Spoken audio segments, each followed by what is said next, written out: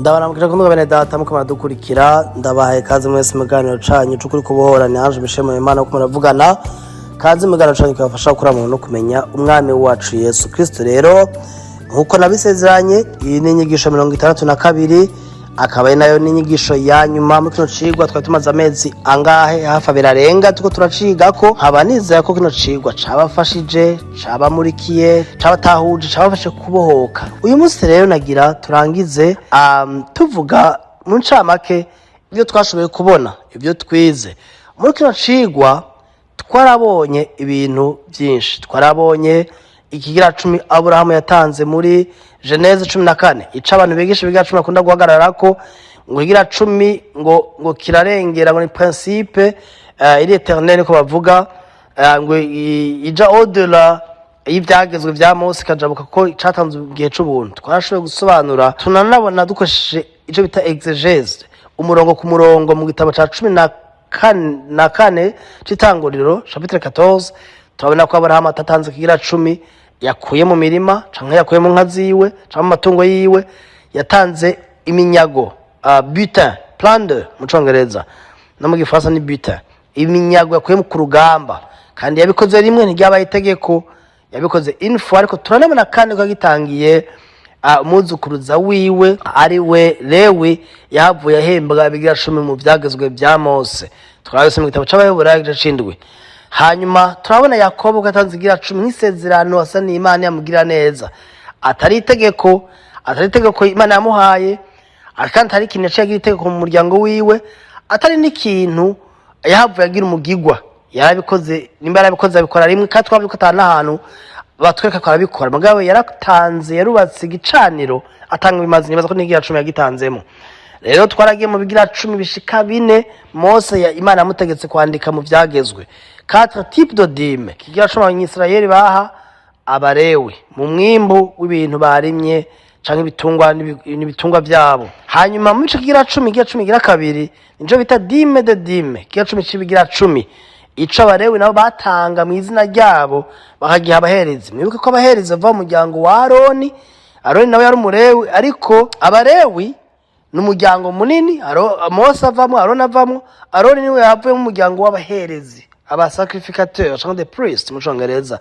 Rero abarewi baca batanga igira 10 cibigira 10 byose begeranije bakagiha abaherezi kugira bakibike mu bubiko muri trésor, ngo nimuzane ibigira 10 mu ngoro yanje. Ibi twarabibonye. Rero cigira 10 barakijya abaririmbyi, abantu bacunga iyo ngoro y'ihema ry'ibonaniro, abaherezi nyene, ibindi bakabiteganya nk'intega bizoza nka food bank nkuko ngaha muri Amerika bafise bita ama food banks, aho babika ibigega by'injya by'intega kazoza. Rero cigira 10 gira kabiri hagira 10 ca gatatu baha abakene, abanyamahanga, impfuvyi n'abapfakazi. Abo cigira 10 bafise ahantu babijana mu bigega mu ma food banks bakabidepozaho, hanyuma abantu bakaza bagatora iyo migwi. Nta wundi muntu aba yemerewe, utora umukene, utora umunyamahanga, umupfakazi, umurewi n'imfuvyi nibo bari bemerewe kuza. Yari nka system social. Ngaha turafise ico bita Medicare, Medicaid, barafise by'ama food stamps ngaha muri Amerika. Aha abantu b'abakene bari ku niveau hasi y'ubukene baza kiyandikisha bakaja muri leta bakaraba amahera bahembwa, bakabona ko bari mu bw'abakene, hama bakabaha izo mfashanyo za leta. Rero icobonye nigira 10 bari bemerewe kurya bakagira iminsi mikuru, kandi bateza kugitanga abanyisirayeli. Twarabonye ikigira 10 kigira 4 cyo bita la dîme festival cyangwa festival type. Kigira 10 cyo mu minsi mikuru batanga buri imyaka 3. Imyaka 3 baraharura, hanyuma ico kigira 10 ico bari bemerewe no kukirya. Twarabonye ko no musoma shengero batubwira bati kirazira kurya ikigira 10 buri kurya umuvumo, uri kurya igihano c'Imana, curse, urumva malediction niko bakubwira. Ariko twarabonye neza yuko kigira 10 kirahari no munsi mishego ntaco bigisha. Ikigira 10 cibigira 10 nticigishwa. Ikigira 10 baha abakene n'aboro n'abapfakazi n'imfuvyi n'ivyigishwa. Nta nishengo ndiga numva ritozi ico kigira 10. Ariko bashaka kugira collecte de fonds kugira tozi bafasha abakene, programme gufasha imfuvyi abapfakazi, ndabibona mu mashengero ko bikorwa, ariko ntivyitwa ikigira 10. Rero bakundwa bene data, n'ubwoko bune bw'ibigira 10 bwigishwa muri Bibiliya. No munsi vyigishwa mu ishengero ni ikigira cumi ntazi n'ico arico, ariko abantu bakire bahagaze muri Maraki. Twarasobanuye Maraki gatatu, igitabo ca Maraki gatatu umurongo gatatu umurongo w'icumi, tubona yuko ujya murongo utandikiwe ishengero, ntandikiwe abana b'Imana. Imana yari yandikiye ikiburanya Abalewi n'Abanyisirayeli n'abaherezi. Iyo migwi itatu ni Imana ariko irandikira, ariko arababwira cancara Abalewi n'abaherezi, babwira ngena baretse gutanga ibigira 10 n'amashikanwa, ngena biba Imana bavuga no ko Imana hataco bimaze, bavuga ati wa muvumo murawuvumwe.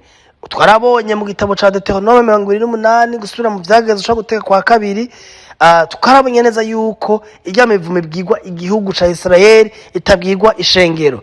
Twebwe abantu bari mu ishengero rya Kristo ntituri munsi y'amategeko, nta muvumo ushobora kudufata, kuko Yesu yadundikiye umuvumo, yamanitswe ku musaraba kugira ngo abikivume turi muri we duhinduka bahezagiye, kubera yazutse agacisa amategeko ico asaba, ukugororoka kose gukiranuka kose tuguhabwa muri Kristo. Urumva yuko ajya kumbwira umuvumo no munsi jewe nk'umukristo umwana w'Imana nkicaye mu gishasha, uri kuravuma ubutavumika, uri kuranyatura ko ibintu bitari ivy'uwanje byari bya Isirayeli.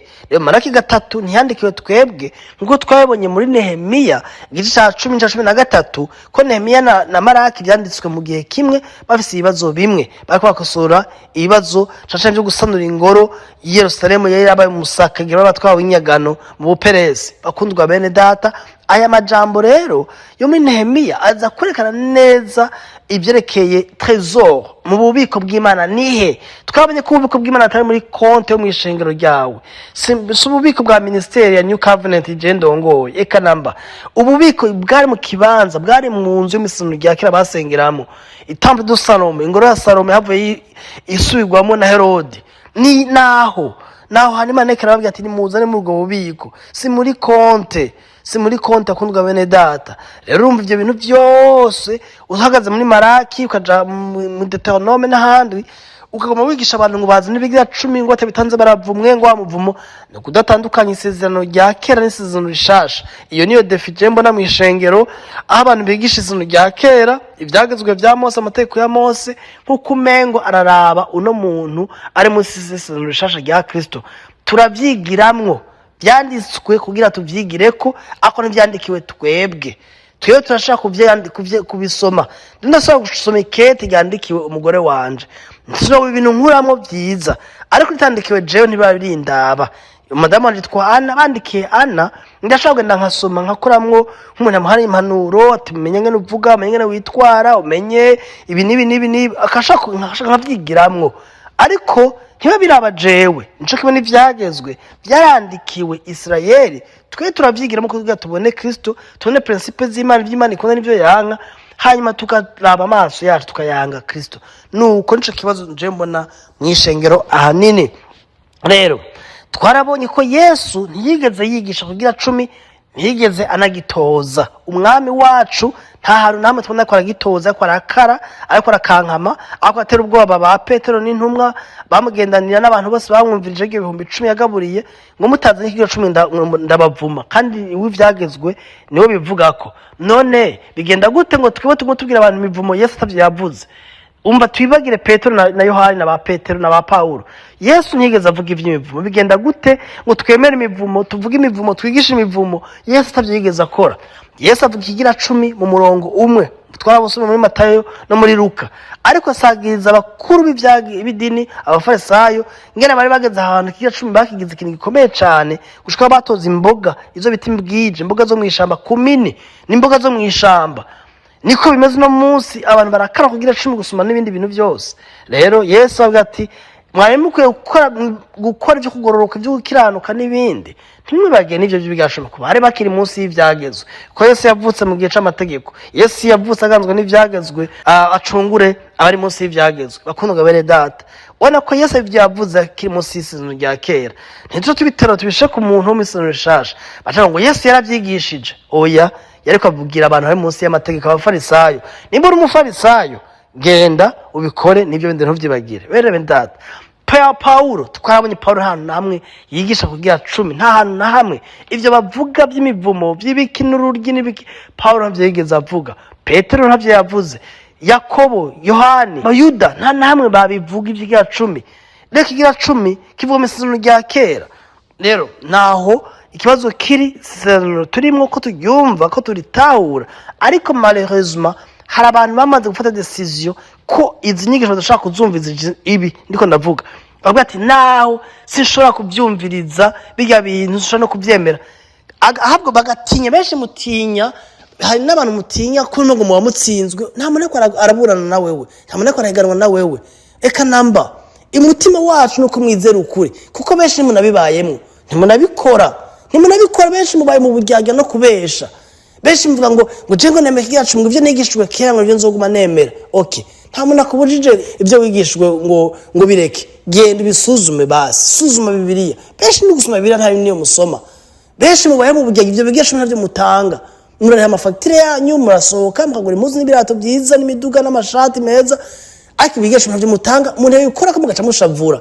Kwera umuzi w'idini wamaze kutwonona, mugo mufise ubwoba kwera barabateye ubwoba, niyo mujyanye mugo mwikanga imivumo. Yesu yarahindutse ikivume ku bwanyu bakundwa. Muruhuke, mubohoke, mwakira ukuri, suzuma nama ndababwira. Jemba bazwa n'umuntu aza kumbwira ngo ivyo niko ngo sivyo nshaka kuvyemera, ntitwonahuza. Utanasuzumye ivyo navuze, utansuzumye ngukoshe Bibiliya, arabona ambwira mwiye proposition ngo dufata Bibiliya, ngweka ngo sinshaka. None wowe uja kumhaririza kumbwira ngo mvuga ibintu bitari byo, navuga nti dufate Bibiliya, kuko Bibiliya niyo mucamanza mukuru. Dufate Bibiliya ngwekaye ngo ushaka kusigura uko ndavyumva. No, waza kusigura uko ndavyumva, nande bisigura uko ndavyumva, hanyuma twabisha Bibiliya ivuga abasho tugenderamo.